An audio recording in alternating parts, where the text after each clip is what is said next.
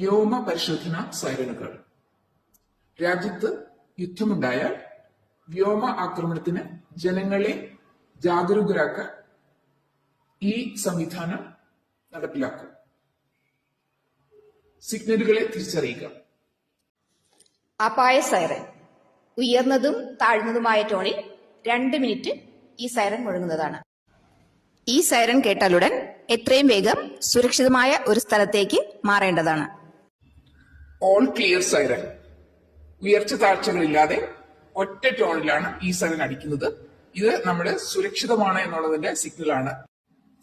ഈ സിഗ്നൽ കേട്ടാൽ തിരിച്ച് വീണ്ടും സാധാരണ ജീവിതത്തിലേക്കും അതുപോലെ തന്നെ മറ്റുള്ള രക്ഷാപ്രവർത്തനങ്ങളിലേക്കും മടങ്ങാവുന്നതാണ്.